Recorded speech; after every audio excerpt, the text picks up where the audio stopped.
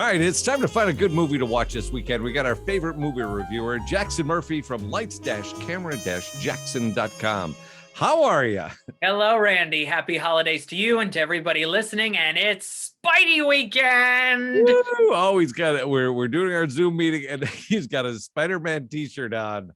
Yeah, I love this. I got this from Amazing Spider-Man 2 from Sony in 2014. I love this shirt. Oh, wow. That's good. You know, it's good when you get, good almost 10 years out of a shirt, and it's still relevant. And free stuff, always, yes. So where do we start today? I saw that Bradley Cooper is back now, right? New movie starring him and Cate Blanchett, all-star cast, Nightmare Alley. It's a dramatic thriller from director Guillermo del Toro, whose last film, The Shape of Water, won the Best Picture Oscar, so this is in theaters. It's a 1930s and 40s set carnival sideshow acts movie. It's also about mentalism. The first and the third acts are dull and drawn out. The second act, which focuses on Cooper's character and mentalism, is sort of interesting, but only if you're really into all that. This got 8 Critics' Choice Awards nominations on Monday, including Best Picture and Best Director. I don't think it deserves to be in the Best Picture category. I'm underwhelmed by Nightmare Alley. It's 2.5 hours. It's long. It feels it, and it's not very successful. All right, we're talking to Jackson Murphy, our favorite movie reviewer. George Clooney's a director now? Oh, yeah. Every few years, he directs a movie. He actually directed one last year, The Midnight Sky, and now this year, it's The Tender Bar, which stars Ben Affleck. He plays a bar owner and an uncle to a young man who wants to be a writer. This is in some theaters today. It's going to be around here on Wednesday and then on Prime Video in early January. Affleck gives a very good performance. It's a supporting-ish role for him. This movie has some rough sections to it, some ones where you go, did we really need to go down this path? It's a nice film. It's a pleasant film for the most part. That's kind of the word I use to describe the new West Side Story too. Pleasant, not extraordinary. Got it. Now there's a new movie out for sci-fi fans too.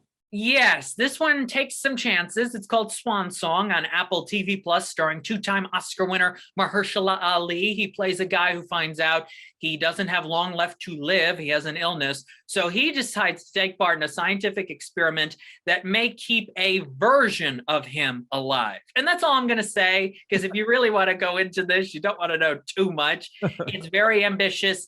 It is flawed. It's also drawn out. It's very heavy-handed. Glenn Close is in it. Awkwafina is in it.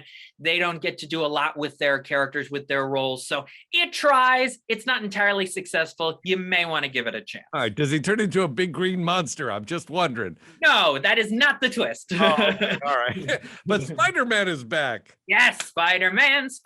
He's back. Third one with Tom Holland and Zendaya. Spider-Man No Way Home in the theaters this weekend. Third one, we know other characters show up. We don't know if certain other characters like other Spider-Men show up. Do they? Do they not? I'm not sure at this moment. A lot of people aren't sure. There's a big Twitter hashtag going on. No spoilers. Don't spoil anything on social media for others when you see the movie. Here's the big question. Will it open to $100 million? Sony is giving this as big of a chance as they can by having started showing yesterday at 3 o'clock all the way to Sunday night. I think it can. If there's any movie that can open to 100 million this year and be the biggest pandemic open, it is this one. All right. And then there's an animated comedy for the weekend.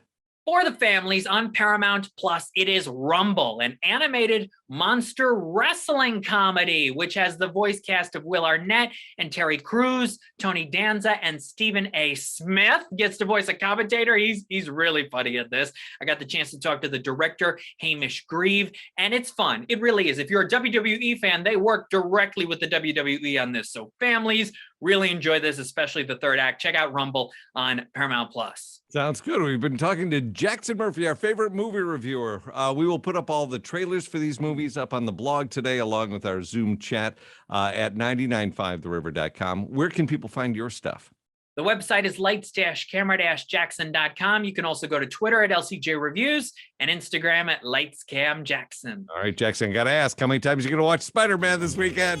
I hope it's good. At least once. We'll see if I go back for more. All right, thank you. Have a great weekend. You too.